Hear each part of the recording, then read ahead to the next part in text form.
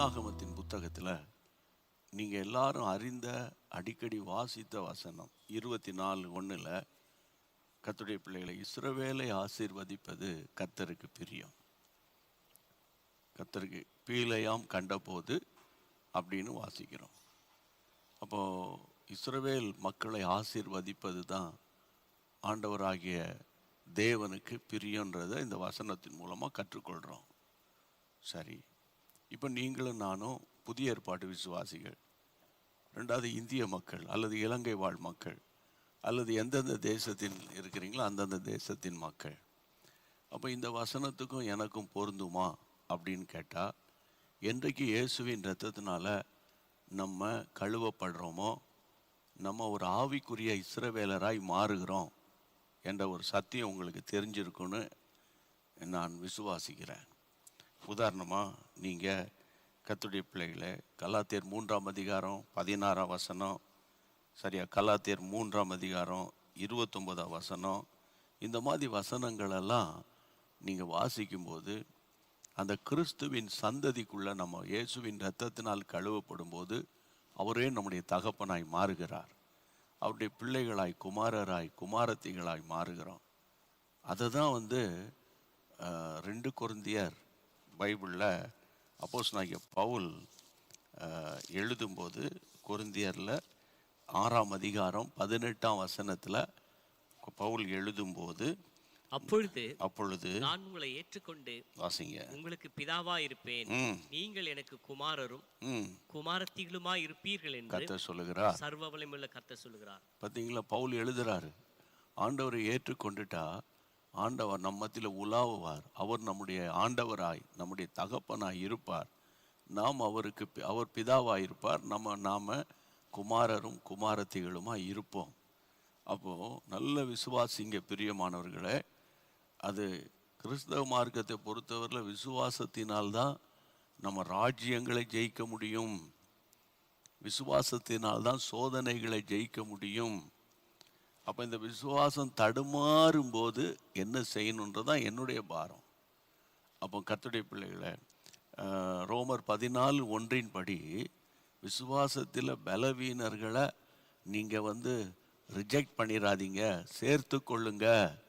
விசுவாசிகள் கவனிக்கணும். உங்கள் வீட்டில் யாருக்கா விசுவாசம் இல்லைன்னா, அவங்க சரியில்லை, அவனால தான் நம்ம வீட்டுக்கு சாபம், எங்கள் அப்பாவால் தான் இது, எங்கள் தாயினால தான் இது அப்படின்னு நீங்கள் ஒரு மாதிரி ரிஜெக்ட் பண்ணி பேசக்கூடாது. அந்த வசனத்தை ஸ்க்ரீனில் பாருங்கள், அந்த வசனத்தை பாருங்கள். விசுவாசத்தில் பலவீனம் உள்ளவனை சேர்த்து கொள்ளுங்கள், ஆனாலும் அவனுடைய மன ஐயங்களை குற்றமாய் நிர்ணயிக்காமல் இருங்க. அவனுடைய மனதில் தோன்றதை பேசுகிறான்னா உடனே குற்றம் சாட்டிடாதப்பா. விசுவாசத்தில் பலவீனமாக இருக்கிறவங்கள சேர்த்து கொள்ளுங்க. இன்றைக்கி ஆவிக்குரிய ஜீவியத்தில் இருக்கிறவங்களுக்கு இருக்கிற ஒரு பெரிய ஒரு காரியம்னா, நாங்கள் அவங்கள விட ரொம்ப ஹை குவாலிட்டி ஸ்பிரிச்சுவாலிட்டி மெச்சூரிட்டின்னு சொல்லிக்கிட்டு ஒரு சாதாரண விஷயத்தில் ஒருத்தர் மனம் திறந்து பேசாமல் கொள்ளாமல், இதா கிறிஸ்தவ வாழ்க்கை. எங்கள் சபையில் தான் ரொம்ப ஆழமாக பேசுகிறாங்க, நாங்கள் ரொம்ப ஃபெய்த்தில் நடக்கிறோம் அப்படி இப்படின்னு சொல்லிட்டு கர்த்தருடைய பிள்ளைகளை கடைசியில் ஃபெய்த்தை பற்றி பேசுகிறவனே கடனாளியாக இருக்கிறான். அதனால் இந்த நாட்களில் ரொம்ப ஓவர் எமோஷனலாக போயிடக்கூடாது. ஒரு ப்ராக்டிக்கல் கிறிஸ்டியன் லைஃப்பை நம்ம மெயின்டைன் பண்ணணும். அப்போது இந்த நாட்களில் நான் உங்களுக்கு ரொம்ப சிம்பிளாக சொல்லி கொடுக்குற ஒரு காரியம் என்னன்னு கேட்டால், இதை பாருங்கள், ஆண்டவருடைய கர்த்தரின் ஆசீர்வாதத்தை சுதந்திரிக்கணும். கர்த்தரின் ஆசீர்வாதமே ஐஸ்வர்யத்தை தரும், அதனோட அவர் என்ன செய்ய மாட்டார், வேதனையை கூட்ட மாட்டார்னு. இன்றைக்கி ஊருப்பட்ட கடனை வாங்கி வச்சுக்கிட்டு, காரை வாங்கி வச்சுக்கிட்டு, பந்தா காரெல்லாம் வாங்கி வச்சுக்கிட்டு, மாதம் அவன் பேங்க்குக்காரனுக்கு கடனை அடைச்சிக்கிட்டு, அதுக்கு கடன், இதுக்கு கடன், ரெஃப்ரிஜரேட்டர் கடன், வாஷிங் மிஷின் கடன், மிக்சி கூட கடன், எல்லாம் இஎம்ஐயில் போடு. 0% தான், 0% தான். அது பேசுகிறது பிசாசு சத்தம், அது மனுஷன் சத்தம் கிடையாது. 0% போய்கிட்டு மாதம் இங்கே பாருங்கள், என்னை பொறுத்தவரையில் சொல்கிறேன். அதாவது எனக்கு இந்த கப்பு வாங்கணுன்னா அதுக்குரிய பணத்தை ஆண்டவர் தருவார். அது வரைக்கும் நான் காத்திருப்பேன். அதுதான் நம்ம ப்ராக்டிஸை. அப்போது எனக்கு இன்னது தேவை என்பதை கர்த்தர் அறிஞ்சிருக்கிறார். அந்த ஒரு சிஸ்டமேட்டிக் தியாலஜிக்கு நீங்கள் வரணும். புரியுதா? அதனால் பிறருக்காக வாழக்கூடாதுயா, பிறருக்காக வாழக்கூடாது. அப்போ இன்றைக்கி நான் குயிக்காக கொஞ்சம் நேரத்தில் உங்களோடு பேச போகிற ஒரு காரியம் என்னன்னு கேட்டால், தேவனுடைய பிள்ளைகளை, இந்த நாட்களில் நீங்கள் படிக்க வேண்டிய பாடம் ஏசாயா 65:23 நைட் ப்ரேயரில் கொஞ்சம் மேலோட்டமாக டச் பண்ணி முடிச்சிட்டேன். ஏசாயா 65ஆம் அதிகாரம் 23ஆம் வசனத்தை படித்து பாருங்கள். அவர்கள் விருதாவாக உழைப்பதில்லை, அவர்கள் துன்பமுண்டாக பிள்ளைகளை பெறுவதும் இல்லை. அவர்களும் அவர்களோடு கூட அவர்கள் சந்தானமும் கர்த்தராலே ஆசீர்வதிக்கப்பட்ட சந்ததியாயிருப்பார்கள். இதுதான் இன்னைக்கு நான் அந்த ஸ்கிரீன்ல அப்படியே அந்த வசனம் இருக்கட்டும். அவர்களுடைய சந்தானம் கர்த்தராலே ஆசீர்வதிக்கப்பட்ட சந்ததியா இருக்கும். ஆமா, இன்னைக்கு நிறைய பேர் காது கொடுத்து கொஞ்சம் கேளுங்க. அப்பா அம்மா சொத்துக்கு தானே நீங்க சண்டை போட்டுட்டு இருக்கிறீங்களே தவிர, சரியா, உங்க கையின் பிரயாசத்தை கர்த்தர் ஆசீர்வதித்து நீங்க ஒரு வீடு வாங்கின, சரியா, அல்லது அதை வாங்கின இதை வாங்கின அப்படின்னு நீங்கள் சொல்ல முடியுதா? அப்பா அம்மா சொத்துக்கு தானே கிடந்து சண்டை போட்டுட்டு கிடக்கிறது. இன்னைக்கு கர்த்தருடைய பிள்ளைகளே, இன்னைக்கு உங்கள் தாயின் தகப்பனுடைய ஆசீர்வாதம் உங்களுக்கு வந்திருக்குது, தோத்திரம்.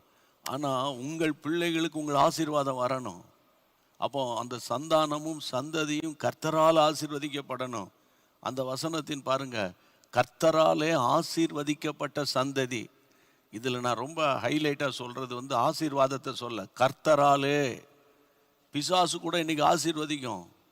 ஆமாம், சாராய கடை வியாபாரி ஒருத்தன் வச்சுருந்தானா, டெய்லி சாராயிரம் வியாபாரம், என்ன வியாபாரம் ஆகுதோ அந்த சாராய கடையிலாம், டாஸ்மாக் கடையில் போய் பாருங்கள், நிற்கிறவெல்லாம் அந்த உழைப்பாளிகள் தான், தொழிலாளிகள் தான் அதிகமாக. முதலாளிமார் அப்போ முதலாளிமார் குடிக்க மாட்டான்னா அவன் வேறு ரேஞ்சில் வாங்கிட்டு வர சொல்லி வீட்டில் உட்காந்து குடிச்சிக்கிட்டு அட்டகாசம் பண்ணுவான் அவன். இல்லைனா இங்கே ஹோட்டலில் போய் உட்காந்து ரூம் போட்டு குடிச்சிட்டு கிடப்பானுங்க. ஆக மொத்தம் பிரியமானவர்களே, இந்த நாட்களில் சாராய வியாபாரியும் சொல்லுவான், நல்ல சார் வியாபாரம் ஆச்சு சார், நல்லபடியாக இன்றைக்கி நல்லபடியாக வியாபாரம் நடந்தது அப்படின்னு சொல்லுவாங்க. நான் என்ன உங்களுக்கு சொல்கிறேன், கர்த்தரால் நம்ம ஆசீர்வதிக்கப்படணும். கர்த்தருடைய ஆசீர்வாதம் தான் ஐஸ்வர்யத்தை தரும். அதனோட என்ன செய்ய மாட்டார், வேதனை கூட்ட மாட்டார். இன்றைக்கி நீங்கள் கஷ்டப்பட்டு உழைச்சி ஜெபம் பண்ணி பைபிள் படித்து விசுவாசத்தோடு இருக்கிறதுனால கர்த்தர் உங்களை இவ்வளவாய் ஆசீர்வதிக்கிறார். அந்த ஆசீர்வாதம் உங்கள் பிள்ளைகளுக்குள்ளே போகுது. ஆனால் உங்கள் பிள்ளைகள், உங்கள் சந்ததி கர்த்தரை அறியணும். பைபிளில் ஒரு வசனம் வாசிங்க, நியாயாதிபதிகள் புத்தகத்துக்கு வாங்க, 2ஆம் அதிகாரம், நியாயாதிபதிகள் புத்தகம் 2ஆம் அதிகாரம் 10ஆம் வசனம் வாசிங்க. நியாயாதிபதிகள் 2ஆம் அதிகாரம் 10ஆம் வசனம். அக்காலத்தில் இருந்த சந்ததியார் எல்லாரும் தங்கள் பிதாக்களோடு சேர்க்கப்பட்ட பின்பு கர்த்தரையும் அவர் இஸ்ரவேலுக்காக செய்த கிரியையையும் அறியாத வேறொரு சந்ததி அவர்களுக்கு பின் எழும்பிற்று. 8ஆம் வசனத்தில் பார்த்தீங்கன்னா, நூனின் குமாரனாகி யோசுவா என்னும் கர்த்தருடைய ஊழியக்காரன் 110 வயது உள்ளவன மரித்தான். அவனை 9ஆம் வசனத்தில் அடக்கம் பண்ணிட்டாங்க. அப்போது கர்த்தருடைய பிள்ளைகளே, யோசுவாவுக்கு பிறகு அக்காலத்தில் 10ஆம் வசனம் திரும்பி வடிங்க. அக்காலத்தில் இருந்த அந்த சந்ததியார் எல்லாரும் தங்கள் பிதாக்களோடு சேர்க்கப்பட்ட பின்பு கர்த்தரையும் அவர் இஸ்ரவேலுக்காக செய்த கிரியையையும் அறியாத வேறொரு சந்ததி அவர்களுக்கு பின் எழும்பிற்று. மைண்ட்ல வச்சுக்கோங்க கிறிஸ்டியன்ஸ், சகோதர சகோதரிகளே, இன்றைக்கு நான் உங்களுக்கு பாரத்தோடு சொல்றேன், யோசுவா காலத்துக்கு பிறகு அடுத்த அந்த சந்ததியாருக்கு பிறகு, அப்போனா கிட்டத்தட்ட ஒரு 45 இயர்ஸ் 50 இயர்ஸ் வச்சுக்கலாம். அந்த சந்ததியெல்லாம் எல்லாருமே அவங்க காலங்களில் யோசுவாவின் மூலமாக பெற்ற ஆசீர்வாதங்களை அனுபவிச்சு அதோட அவங்க பிள்ளைகளுக்கு போதிக்காமல் விட்டுட்டானுங்களா இல்லையா எனக்கு தெரியாது. கர்த்தரையும் இஸ்ரவேலுக்காக செய்த கிரியையும் அறியாத வேறொரு சந்ததி எழும்பிற்று. அந்த சந்ததி என்ன செய்தது? 11ஆம் வசனம், இஸ்ரவேல் புத்திரர் கர்த்தரின் பார்வைக்கு பொல்லாப்பானதை செய்து பாகால்களை சேவித்து பிதாக்களை எகிப்து தேசத்திலிருந்து புறப்பட பண்ணின அவருடைய தேவனாகிய கர்த்தரை விட்டு தங்களை சுற்றிலும் இருக்கிற ஜனங்களுடைய தேவர்களாகிய அந்நிய தேவர்களை பின்பற்றி போய் அவர்களை பணிந்து கொண்டு கர்த்தருக்கு கோபம் ஊற்றினார்கள். கர்த்தருக்கு கோபம் ஊட்டுறாங்க. பிரியமான தாய் தகப்பன்களுக்கு சொல்கிறேன், நீங்கள் ஆண்டவரே ஆசீர்வதிங்க, வீடு தாங்க, கார் தாங்க, பங்களா தாங்க, பணம் கொடுங்க, அது கொடுங்க, கிறிஸ்மஸுக்கு இவ்வளோ பணத்துக்கு வேணும், ஆமாப்பா சேலை வாங்கணும், ட்ரெஸ் வாங்கணும், அதை வாங்கணும், தூக்கி தூர போடுங்க அதெல்லாம், இதை வாங்கணும் அதை வாங்கணும்னு. முதல்ல உங்கள் பிள்ளைகள், இப்போ நான் ஒன்று சொல்கிறேன், இப்போ எனக்கு 2 பிள்ளைகளை ஆண்டவர் தந்தார். அந்த 2 பிள்ளைகளும் அந்த பள்ளிக்கூடம் படிக்கிற காலங்களில் ரொம்ப கடினமான ஊழியம், கடினமான பாதை, காலேஜ் படிக்கும்போது அதை விட கடினமான பாதை. அந்த நாட்கள்லையும் நாங்கள் பிள்ளைகளை ஜெபத்திலையும் வசனத்திலையும் வளர்க்கணும்னு ஆண்டவர் ஏவி, இந்த பிள்ளைகளுக்கு இந்த பணம் இப்படி வந்துச்சு தெரியுமா, இந்த துணி யார் வாங்கி கொடுத்தா தெரியுமா, புரியுதா உங்களுக்கு, இந்த சாப்பாடு இன்னைக்கு சாப்பிட்றிய, இந்த சாப்பாட்டுக்கு காரணம் என்ன தெரியுமா, இப்படியெல்லாம் வளர்த்ததுனால பிள்ளைகளுக்கும் கிறிஸ்துவின் அன்பு கர்த்தர் எப்படியா ஆசீர்வதிக்கிறா தெரியுது. உங்கள் பிள்ளைகளுக்கு சொன்னீங்களா? உங்கள் பிள்ளைகளுக்கு சொன்னீங்களா பிரதர்ஸ்? ஆமாம், சும்மா சர்ச்சில் போய் உட்காந்து பிரைஸ் எல்லாம் hallelujah Lord is good all the time. என்னை பொறுத்தவரையில் அவர் எப்போவுமே குட்டு தான். புரியுதா உங்களுக்கு? எப்போவுமே அது பாட்டு பாடி தான் நீ தெரிவிக்கணும்னு கிடையாது. நான் என்ன சொல்கிறேன்னு கேட்டால், இப்போது தேவனை அறியாத ஒரு சந்ததி, கர்த்தருடைய கிரியைகளை அறியாத ஒரு சந்ததினா, இப்போ அடுத்த ஜெனரேஷனுக்கு அவங்க ப்ரிப்பேர் பண்ணலை. அடுத்த ஜெனரேஷன் எப்போ நம்மெல்லாம் அங்கே இருந்தோம், நம்முடைய முற்பிதாக்கள்லாம் எகிப்தில் கடந்தாங்க, கர்த்தரோ அவர்களை மோசே என்ற ஒரு மனுஷனை எழுப்பினார். அந்த மோசையோடு தான் இந்த ஆரோனு, யோசுவா இவங்கெல்லாம் காலைப்பெல்லாம் இருந்தாங்க. இந்த ஸ்டோரியெல்லாம் சொல்லியிருந்தா, இதெல்லாம் சொல்லி அவங்க போதிச்சிருந்தா அந்த அடுத்த சந்ததி வழி போயிருக்காத. அந்த வசனம் எவ்வளோ தெளிவாக இருக்குது பாருங்க. இந்த வசனத்தை நோட் பண்ணிங்க. அக்காலத்தில் இருந்த அந்த சந்ததியார் எல்லாரும் பிதாக்களோடு சேர்க்கப்பட்ட பிறகு கர்த்தரையும் இஸ்ரவேலுக்காக செய்த கிரியையும், கர்த்தருடைய இஸ்ரவேலுக்காக செய்த கிரியையும் அறியாத வேறொரு சந்ததி.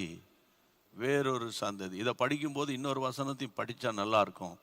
யாத்ராகமத்தின் புத்தகம் 1ஆம் அதிகாரம் 8ஆம் வசனம். யாத்ராகமம் 1:8, யோசேப்பை அறியாத ஒரு புதிய ராஜன் ஒருவன் எகிப்தில் தோன்றினான். ஒவ்வொரு நாளும் நான் உங்களுக்கு போதிக்கிறேன், பைபிள் ஃபோக்கஸ்டு கிறிஸ்டியனாக இருக்கணும். சும்மா அங்கே போய் ஆர்ப்பரிச்சு அக்னி இறங்கிச்சு, இது வந்துச்சு அது வந்துச்சு, ஆமாம் தேவ பிரசன்னமாக இருந்துச்சுன்னு வீட்டில் போய் நீ அடிப்படி தகராறு போட்டுட்டு இருக்கக்கூடாது. ஒரு எமோஷனல் கிறிஸ்டியனாக இருக்கக்கூடாது.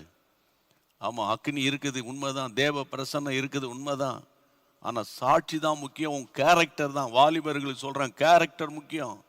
முதியவர்கள் உன்னை கண்டிக்கும் போது சரி ஸ்தோத்திரம் அப்படின்னு போயிடணும். கர்த்தருடைய பிள்ளைகளை, இந்த நாட்களில் அதுதான் இல்லை. அறிவு பெருத்த காலம், கடைசி காலத்தினுடைய அடையாளம் அறிவு பெருகும். அறிவு அந்த எக்ஸ்ட்ராடினரி விஸ்டம் நாலேஜ்லாம் வரும்போது அவன் மனுஷரை மதிக்க மாட்டான். வேற ஒன்றும் இல்லை. அந்த ரூட் எப்படின்னா போட்டு கூகுளை குடஞ்சிக்கிட்டே இருப்பான். கூகுள் இன்னும் போன்னு காட்டிக்கிட்டே கிடக்கும். கடைசியில் 5 நிமிஷத்தில் போகிறது 50 நிமிஷம் சுற்றி அடிக்கும். எப்போ இல்லை, சில நேரத்தில் நான் அனுபவிச்சிருந்தா நான் பேசுகிறேன். அதனால் இந்த கூகுள் ஸ்பிரிட்லாம் தூக்கி தூர போட்டுட்டு, அதாவது லார்ட் ஸ்பிரிட்டுக்குள்ளே வரணும். கர்த்தருடைய ஆவியானவருடைய சத்தத்துக்கு கீழ்ப்படியணும். இங்கே வேறொரு சந்ததி உருவாக்கப்பட்டு அந்த வசனத்தில் வாசிக்கிற கர்த்தரை அறியலை, இஸ்ரவேலுக்கு செய்த கிரியையும் அறியாத ஒரு சந்ததிக்கு காரணம் என்னன்னு கேட்டால், கர்த்தருடைய பிள்ளைகளை யோசுவா மரித்த பிறகு அவ்வளோதான். அந்த லீடர்ஷிப் போன உடனே, அந்த தலைமைத்துவம் போன உடனே, ஒரு தலைமைத்துவம் போன உடனே கூட இன்றைக்கும் பாருங்கள், சில சபைகளில் சில தலைமைத்துவம் வந்தால் சபைகள் சீர்படுது. சில தலைமைத்துவம் உள்ளே வந்தோடனே சபை சிதறடிக்கப்படுது. Understand my point. அந்த நாட்களில் இருந்த பிஷப்மார்கள்லாம் தேசத்தின் மேல் பற்று கொண்டவர்கள், ஆத்துமாக்கள் மேலே பாரம் கொண்டவங்க. இந்த காலத்தில் வர பிஷப்பெல்லாம் சுயநலவாதிகளாக இருக்குது. ஆமாம், தனக்கு என்ன கிடைக்கும், தான் பிள்ளைகளுக்கு என்ன கிடைக்கும், தனக்கு என்ன பெருமை கிடைக்கும், அரசியல்வாதிகளோடு சம்பந்தம் கலந்து தேவனுடைய சித்தத்துக்கு விரோதமாய் போராடுகிற தலைவர்களை இன்னைக்கு பிசாசு எழுப்பி வச்சிருக்கிறான். புரியுதா உங்களுக்கு? அதனால தான் நான் இன்றைக்கி ஒரு போல்டாக உங்களோட பாரத்தோடு பேசுகிறேன். உங்களுக்கு சோறு போடுறது கர்த்தர். அப்போ இந்த நாட்களில் கர்த்தருடைய பிள்ளைகளை வேறொரு சந்ததியை, கர்த்தரை அறியாத சந்ததியை நீங்கள் உருவாக்குறீங்களான்னு you have to be careful. கர்த்தரை அறியாத சந்ததி நீ உருவாக்குறியா, அல்லது சும்மா சர்ச்சுக்கு கூட்டு போயிட்டு வந்தால் போதாது. அந்த நாட்கள் மாதிரி இல்லை. எங்கள் அப்பா கூட நாங்கள் போனோம், இப்போ என் கூட என் பிள்ளைகள் வராங்க. உங்கள் அப்பா கூட நீங்கள் போகும்போது செல்ஃபோன் கிடையாது சார், செல்ஃபோன் கிடையாது, ஃபேஸ்புக்கு கிடையாது, இன்ஸ்டாகிராம் கிடையாது, இஷ்டமான கிராம் கிடையாது. இப்போ வந்து பார்த்தீங்கன்னா நிறைய இருக்குது அவன் கையில். அவன் பாட்டுக்கு ஒரு புது மெசேஜை கேட்பான், இன்ட்ரெஸ்டிங்காக இருக்கும். ஆமாம், அமெரிக்காலலாம் பார்த்தீங்கன்னா 10 நிமிஷத்துக்கு ஒரு சர்வீஸ் இருக்குது, 10 நிமிஷம் சர்வீஸ் இருக்குது. அங்கே அங்கே வச்சுருக்காங்க. இந்த கடையிலலாம் போனீங்கன்னா கர்த்தருடைய பிள்ளைகளை டேக் அவே, சாப்பாடு வாங்கிட்டு போகிறது டேக் அவே. புரியுது அவங்களுக்கு? போய் இருந்து சாப்பிடலாம், வாங்கிட்டு போகலாம். அது மாதிரி அந்த சர்ச்சுக்கு வெளியே இடம் ஒன்று இருக்குது. அங்கே போய் காரை நிறுத்திட்டு ஹெட்ஃபோனை போட்டுட்டு இவ்வளோ ரூபா காயின் போட்ட உடனே 15 நிமிஷம் சர்வீஸ் அட்டன் பண்ணுவார். அங்கே ஒரு ப்ரீ பிளான்டு ரெக்கார்டட் மெசேஜ் அங்கே ஒன்று இருக்கும். அதை போட்டு கேட்டு 10 நிமிஷம் முடிஞ்சோன்னா அந்த மெசேஜ் முடிஞ்சிடும், கூட்டம் முடிஞ்சிடும், போயிடலாம். ஓகே, நானும் சர்வீஸ் அட்டன் பண்ணிட்டேன் அப்படின்வானுங்க. அரை மணி நேரம் பிரசங்கத்துக்கு இவ்வளோ ரூபா, 1 மணி நேரம் பிரசங்கத்துக்கு இவ்வளோ, அப்படிலாம் இருக்குது. அதனால் தரங்கட்டு போகிற வேலைகள்லாம் அமெரிக்காவில் தான் உண்டாகும். வெள்ளைக்காரன் ஒருத்தன் பண்ணிட்டானோ ஊ ஆஹா ஊ அப்படின்னு இங்கே நம்ம ஆட்கள்லாம் பார்த்து கடைசியில் அவன் திருந்திடுவான், நம்ம ஆட்கள் கைவிடப்பட்டுருவாங்க. அப்போ இந்த கடைசி காலங்களில் தேவனுடைய பிள்ளைகளை பாரத்தோடு நான் சொல்கிறேன். அப்போ அமெரிக்காவில் இருக்கிற அத்தனை பாஸ்டரும் அவுட்டு நான் பேசலை. There are so many saints இருக்கிறாங்க அமெரிக்காவில், நல்ல ஜப வீரர்கள் இருக்கிறாங்க. இங்கேயும் அப்படி தானே.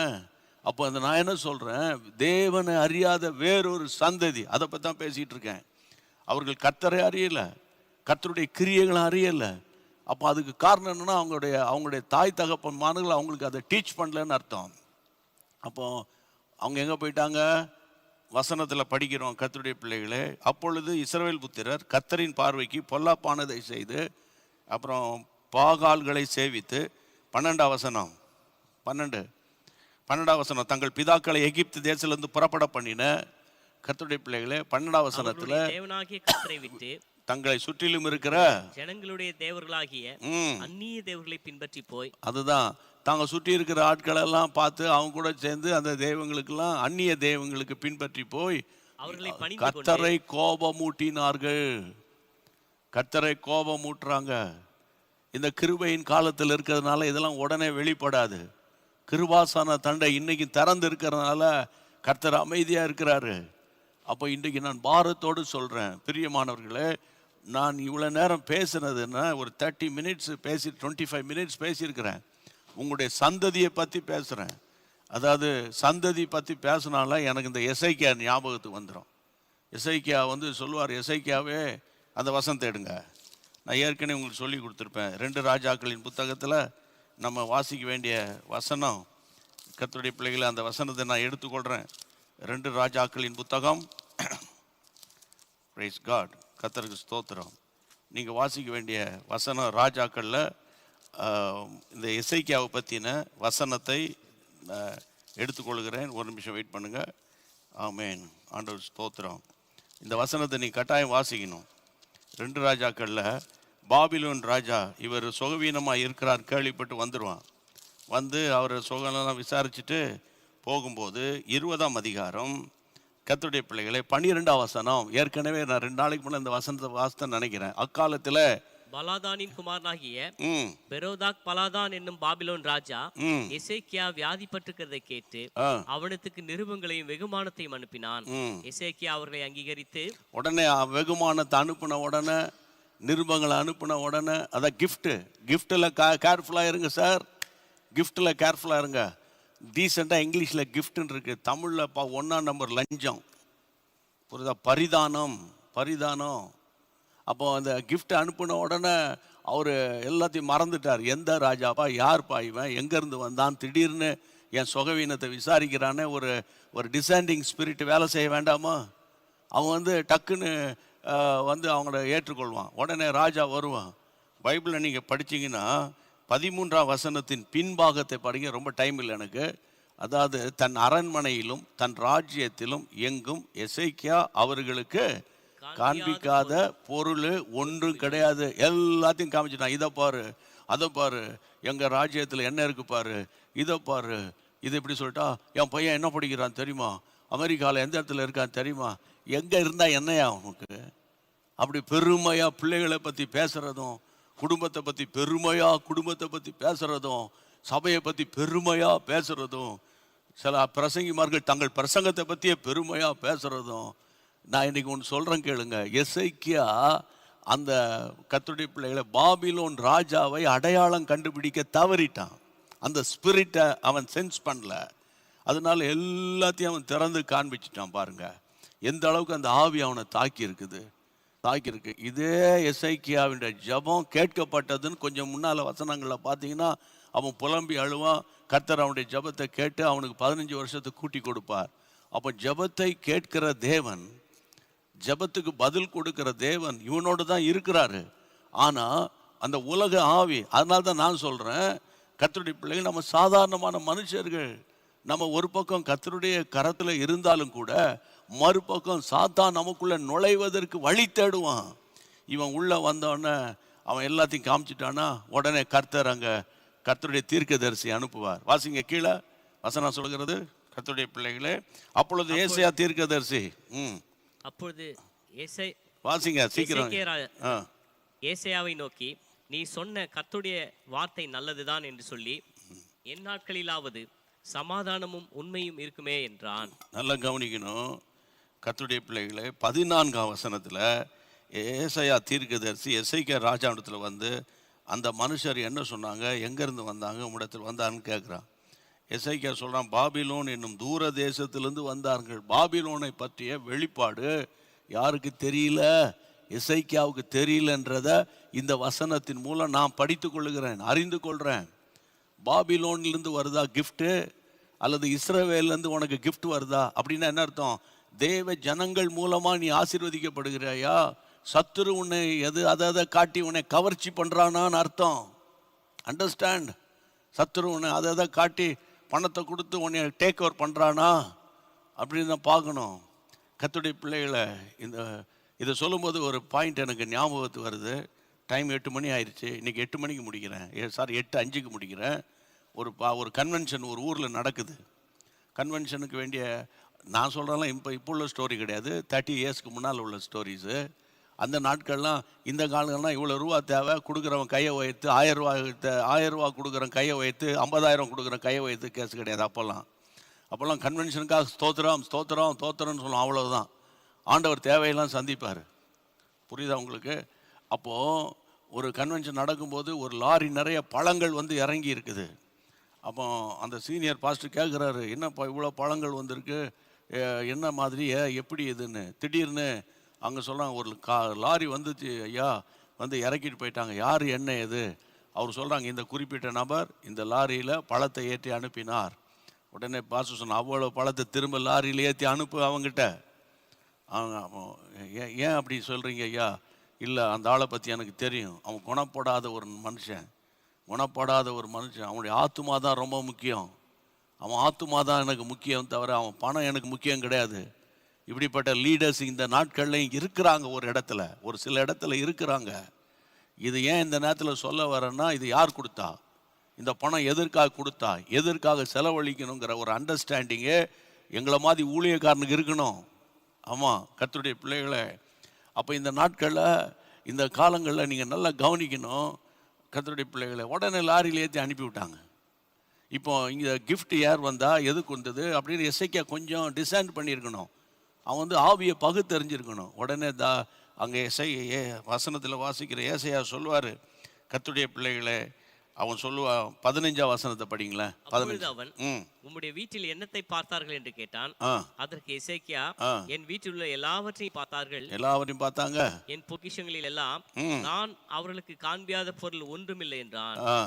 அப்பொழுது எசேக்கியாவை நோக்கி, ம், கர்த்தருடைய வார்த்தையை கேளும். ம், இதோ நாட்கள் வரும், ம், அப்பொழுது உமது வீட்டில் உள்ளதிலும் ம், உமது பிதாக்கள் இந்நாள் வரைக்கும் சேர்த்ததிலும் ம். ஒன்றும் மீதியாக வைக்கப்படாமல் எல்லாம் பாபிலோனுக்கு கொண்டு போகப்படும். அடுத்த வசனம், நீ நீர் பெறப்போகிற பெறப்போகிற உமது சந்தானமாகிய ஆ, உமது குமாரர்களிலும் சிலர் பாபிலோனின் ராஜாவின் அரமனையிலே ஆ, அரமனை வேலைக்காரராய் இருப்பார்கள் என்று கர்த்தர் சொல்கிறார் என்றார். அடுத்த வசனம், அப்பொழுது எசேக்கியா ராஜா ஏசாயாவை நோக்கி, ம், நீ சொன்ன கர்த்தருடைய வார்த்தை நல்லதுதான் என்று சொல்லி, நல்லதுதான் என்று சொல்லி, என் நாட்களிலாவது ஆ, சமாதானமும் உண்மையும் இருக்குமே என்றார். எவ்வளோ ஒரு பயங்கரமான ஒரு தகப்பன் இவன் ராஜா தான். எசேக்கியா ஜெபம் பண்றவன் தான், கெஞ்சி கூத்தாடி ஆயுசு நாட்களில் வாங்கினவன் தான். அவன் வார்த்தையை பாருங்க, என்னால் ஏற்றுக்கொள்ள முடியல. என் நாட்கள்லையாவது சமாதானம் இருக்கட்டும் ஐயா. அப்படின்னா என்ன அர்த்தம் தெரியுமா? ரஃப்பான தமிழில், நான் இருக்கிற வரைக்கும் நல்லா இருக்கிறேன்னா, நான் சாப்பிட்டேன்னா, நான் தூங்கினேன்னா, பிள்ளைகளே எக்காட அதை விடுங்க, அது எங்கே போ. அங்கே பாருங்க, பிள்ளைகள் பிறக்கல. அவன் சொல்றாரு, நீ பெறப்போகிற உனது சந்தானமாகிய குமாரரில் சிலர். அப்போ வரக்கூடிய சந்ததியை பற்றிய ஒரு ரெவலேஷன் அங்கே வருது. இன்னைக்கு சொல்றேன், உங்களுக்கு பிள்ளை இல்லாமல் இருக்கலாம், உங்களுக்கு வரக்கூடிய சந்ததி ஒன்று இருக்குது. உங்களுக்கு இருக்கிற பிள்ளைகள் ரொம்ப எல்கேஜி யூகேஜி குட்டி பிள்ளைகளா, 1 வயசு 1.5 வயசு 2 வயசு இருக்கலாம். அதனுடைய எதிர்காலத்தின் மேலே பிசாசு பல திட்டங்களை வச்சிருப்பான். ஏன் இயேசு பிறக்கும் போதே திட்டங்களை வைக்கலையா? அப்போ இன்றைக்கு நான் என்ன பாரத்தோடு உங்களுக்கு பேசுகிறேன்னு கேட்டால், விசுவாச குடும்பங்களுக்கு உங்கள் பிள்ளைகளுக்கு நீங்கள் எல்லாம் வாங்கி கொடுங்க, விருப்பத்தெல்லாம் நீங்கள் நிறைவேற்றுங்க. அந்த பிள்ளைகளுடைய இருதயம் கிறிஸ்துவுக்கு நேராக இருக்குதான்னு பாருங்க. ஒரு நாள் ஒன்று வரும், உன் பிள்ளைகளை அடிமைகளாக கொண்டு போய் பாபிலோன் அரண்மனையில் அவங்க வேலைக்காரர்களாக இருப்பார்கள் அப்படின்னு ராஜாவின் பிள்ளைகள் பாபிலோனுக்கு கொண்டு போவாங்களாம். பாபிலோன் தேசத்தில் அரண்மனையில் இருப்பாங்களாம். அரண்மனையில் அவங்க அடிமைகளாக இருப்பாங்களாம் அப்படின்னு சொன்னால், ஒரு தகப்பன் என்ன செய்யணும்? ஐயோ ஆண்டவரே, தெரியாமல் சொல்லிட்டேன்ப்பா, தெரியாமல் மன்னிச்சிருங்கன்னு மனதுருகி தேவ சமூகத்தில் விழ வேண்டாமா? விழ வேண்டாமா பிள்ளைகளுக்காக? அப்போ இந்த நாட்களில் கர்த்தரின் ஆசீர்வாதம் உங்கள் சந்ததிக்குள் வரணும். அதுதான் இன்னைக்கு கர்த்தர் உங்களோடு கூட பேசியிருக்கிறார், பாரப்படுத்துகிறார். எனக்கு என்ன பாரம்? சந்ததி, நெக்ஸ்ட் ஜெனரேஷன். எல்லாம் ஷார்ட்டாக ஜென் அப்படின்னு சொல்லிக்கிறாங்க. ஜென் மீட்டிங் அப்படின்னு எங்களை மாதிரி ஊழியர் கூட, இளம் ஊழியர்கள் போட்டு மீட்டிங் நடத்தாங்க. நல்லது தான். இங்கே பாருங்க, அடுத்த சந்ததியின் மேலே பிசாசு டார்கெட் வச்சிருக்கிறான். அதனால் இந்த நாட்களில் நம்ம ரொம்ப கவனமாக இருக்கணும், பாரத்தோடு ஜெபிக்கணும், ஒப்பு கொடுத்து ஜெபிக்கணும். ஒவ்வொரு பிள்ளைகள் தலையில் கையை வச்சு ஜெபம் பண்ணணும். அவன் தூங்கும்போது அவன் தலையில் கை வச்சு ஜெபம் பண்ணணும். தூங்கின பிறகு செல்ஃபோனை எடுத்து, ஆண்டவரே உம்முடைய ரத்தம் இதில் விழட்டும்னு சொல்லி ஜெபிக்கணும். அவங்க அமைதியாக இருக்கிற நேரத்தில் அவங்க லேப்டாப்பில் கையை வச்சு ஜெபம் பண்ணணும்.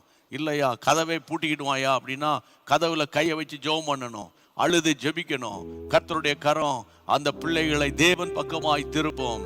ஆமென், ஹல்லேலூயா. ஜெபம் பண்ணுவோம். ஆமென். கர்த்தரின் ஆசீர்வாதம் எங்கள் பிள்ளைகள் மேல் வருவதாக, எங்கள் சந்ததியின் மேல் வருவதாக, எங்கள் சந்தானத்தின் மேல் வருவதாக. இப்படிப்பட்ட சத்தியத்தை கொண்டு வந்ததற்காக ஸ்தோத்திரம் ஆண்டவரே.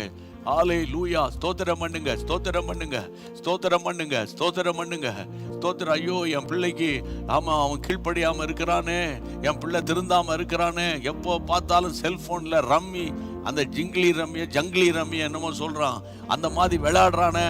இயேசுவின் நாமத்தினால ஆண்டவரே உம்முடைய கரம் கூட இருந்து ஆண்டவரே என் பிள்ளைகளை விடுவிக்கணும். சோசியல் மீடியா ஸ்பிரிட்ல இருந்து என் பிள்ளைகள் வெளியே வரணும். ஆண்டவரே இயேசுவின் நாமத்தினால பாரத்தோடு நாங்கள் ஜெபிக்கிறோம்.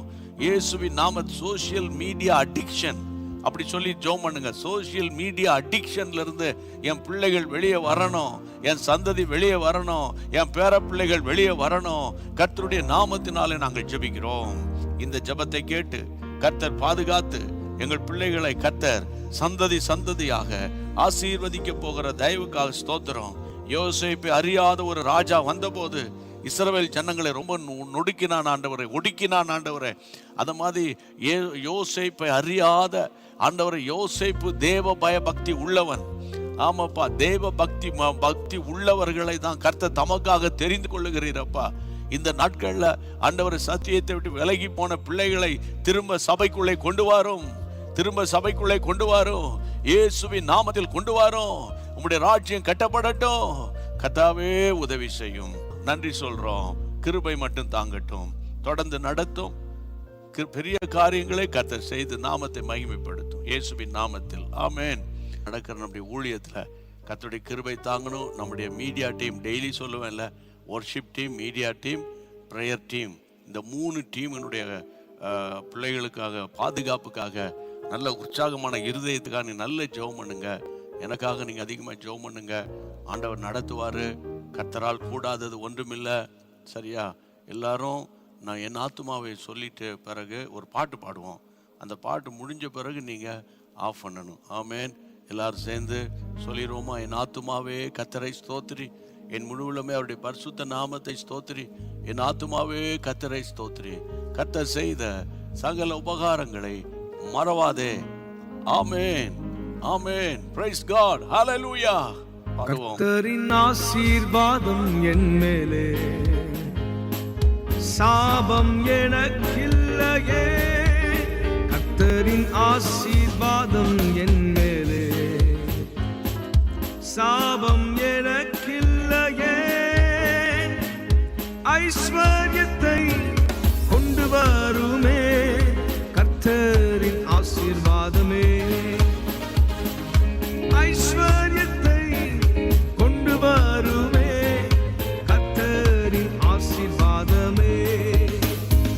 கைகளை தட்டி பாடுவேன், ஆடி கொண்டாடுவேன், கர்த்தர் நல்லவர் என்று பாடிடுவேன். கைகளை தட்டி பாடுவேன், ஆடி கொண்டாடுவேன், கர்த்தர் நல்லவர் என்று பாடிடுவேன். கைகளை தட்டி பாடுவேன், ஆடி கொண்டாடுவேன், கர்த்தர் நல்லவர் என்று பாடிடுவேன். கைகளை தட்டி பாடுவேன், ஆடி கொண்டாடுவேன், கரங்களை தட்டி பாடுவோம். நல்ல கரங்களை தட்டி என்று பாடிடுவேன். நல்ல கரங்களை தட்டி பாடுவோம். வைத்தீரே முற்றுப்புள்ளியை என் கஷ்ட நஷ்டங்களுக்கு, விசுவாசத்தோடு வைத்தீரே முற்றுப்புள்ளியை என் கஷ்ட நஷ்டங்களுக்கு. இனி கண்ணீர் இல்லை, கவலை இல்லை, சந்தோஷம் என் வாழ்விலே. ஆமென். இனி கண்ணீர் இல்லை, கவலை இல்லை, சந்தோஷம் என் வாழ்விலே. கைகளை தட்டி பாடுவேன், ஆடி கொண்டாடுவேன், கர்த்தர் நல்லவர் என்று பாடிடுவேன். கைகளை தட்டி பாடுவேன், ஆடி கொண்டாடுவேன், கர்த்தர் நல்லவர் என்று பாடிடுவேன். ஆண்டவருடைய பெரிய ஆசீர்வாதம் இன்றைக்கு இரவு உங்கள் வீட்டுக்கு வந்திருக்கிறது. மற்றது நாளைக்கு காலையில், நாளைக்கு 12 மணிக்கு, நாளைக்கு சாயங்காலம் ஒரு ஸ்பெஷல் டே, லாங் டே. அதனால் நீங்கள் மிஸ் பண்ணிடாதீங்க. இப்படிப்பட்ட சந்தர்ப்பம் எப்போதும் எல்லாருக்கும் கிடைக்கிறது இல்லைன்றதையும் நான் உங்களுக்கு அன்போடு கூட சொல்கிறேன். ஒருவர் சந்திக்கும் வரை கர்த்தருடைய கிருபை நம்மை தாங்கும். God bless you.